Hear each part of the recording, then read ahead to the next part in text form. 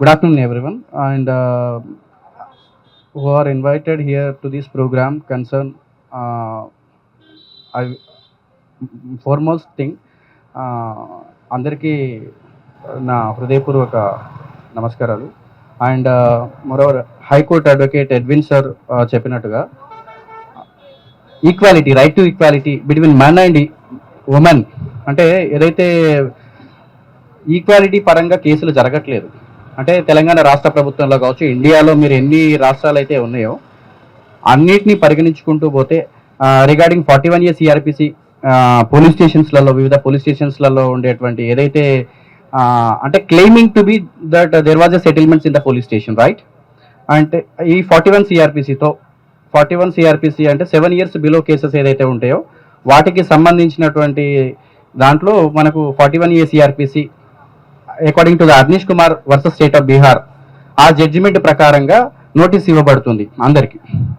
So ఆ notice ఇచ్చే క్రమంలో కొన్ని సందర్భాల్లో కొన్ని పోలీస్ స్టేషన్స్లో ఏమవుతున్నాయంటే ఎవరైతే నేరం మోపబడినటువంటి, అంటే ఎవరి మీద అయితే నేరం మోపబడుతుందో వారు పోలీస్ స్టేషన్కి వచ్చినప్పుడు ఇలాంటి అంశాలు మనకు కనబడతా ఉన్నాయి.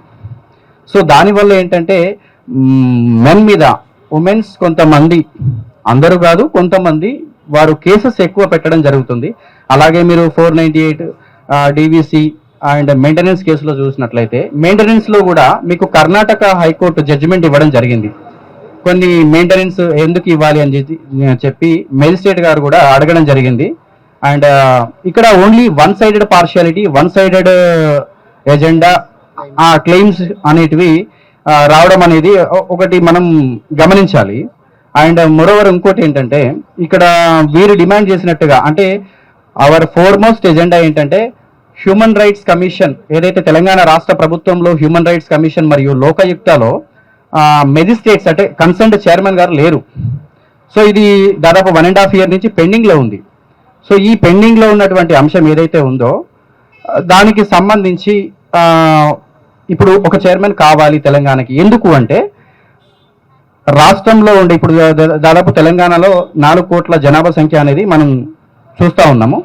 సో అందరూ కూడా పోలీస్ అట్రాసిటీస్ కానీ వివిధ రకాల ఫాల్స్ కేసెస్ మీద ఏదైతే బాధితులు ఉన్నారో వాళ్ళందరూ హైకోర్టుకు కానీ లేకపోతే కమిషన్కి వచ్చి కంప్లైంట్ ఇవ్వడం కానీ, అలాంటి కంప్లైంట్స్ కుప్పలుగా దాదాపు రికార్డు రూమ్లలో పెండింగ్లో ఉన్నాయి. దాదాపు 5,000 చిలుకు అప్రాక్సిమేట్లీ, మరి తెలియకుండా ఎన్ని ఉన్నాయో తెలియదు. సో అలాంటి కేసెస్ని దృష్టిలో పెట్టుకొని ఈ ప్రోగ్రామ్ అనేది కండక్ట్ చేశారు. సో దానికి సంబంధించి అదొకటి, లోకాయుక్తలో చైర్మన్ గారిని నియమించడం. అండ్ ఇవి నియమించడానికి ఉద్దేశం ఏంటంటే పెండింగ్ కేసులు సాల్వ్ చేయాలని చెప్పేసి.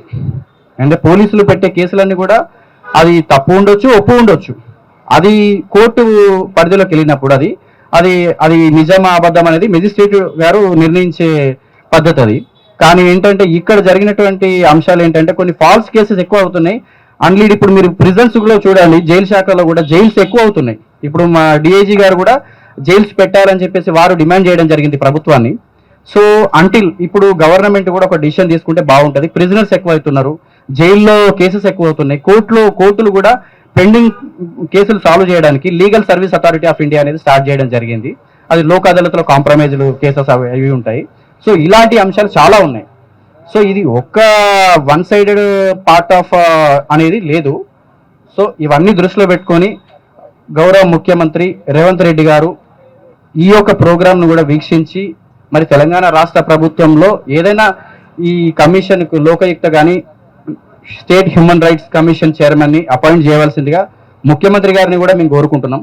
అండ్ మోరోవర్ ఇక్కడ ఓన్లీ స్త్రీ అంటే మన కల్చర్ రెస్పెక్టబుల్ ఏంటంటే ఉమెన్, కానీ కొంతమంది 100లో ఒక ఏదో 5%, 10%, కొంతమంది గ్రడ్జ్తోనో పొలిటికల్ ఇన్ఫ్లుయెన్స్తోనో లేకపోతే ఇంకేదో సంథింగ్ ఫినాన్షియల్ ఆస్పెక్ట్స్, ఇంకేదైనా సంథింగ్ పర్సనల్ ఎజెండాస్తోని కంప్లైంట్స్ ఇచ్చినప్పుడు కేసు రిజిస్టర్ చేయడం పోలీసు వారి బాధ్యత వాస్తవంగా. కానీ దాంట్లో ఏమవుతుందంటే కొన్ని మిస్లీడ్ అవుతున్నాయి కొన్ని అంశాలు, దానివల్ల మెన్ మీద కేసులు ఎక్కువ పెట్టడం జరుగుతూ ఉంది.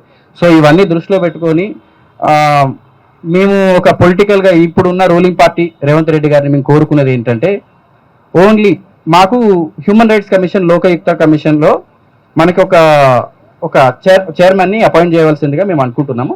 అండ్ ఐ విష్ యూ ఇక్కడ మీడియా మిత్రులు ఎవరైతే వచ్చారో వాళ్ళందరికీ కూడా నా ధన్యవాదాలు. అండ్ ఇక్కడ ఈ ప్రోగ్రామ్ కండక్ట్ చేసినటువంటి కెవిన్ ఒక టీం లీడర్గా తీసుకొని ఇక్కడ హైకోర్టు అడ్వకేట్ ఎడ్విన్ గారు అండ్ నరేందర్ రెడ్డి అని చెప్పేసి Siddipet ABVP candidates and law students వీళ్ళందరూ లా స్టూడెంట్సే. So being me also a law student, so మేము ఇలాంటి అంశాలు మేము చూసాము. అండ్ మా సీనియర్స్ దగ్గర మేము ఒక జూనియర్గా జాయిన్ అవ్వి ఇలాంటి కొన్ని డిఫరెంట్ ఆస్పెక్ట్స్లో మేము అనుకుంటున్నాం. సో ఇవన్నీ కూడా రాష్ట్ర ముఖ్యమంత్రి గారు చూసి ఒక డెసిషన్కి వస్తారని మేము అనుకుంటున్నాం. Thank you everyone.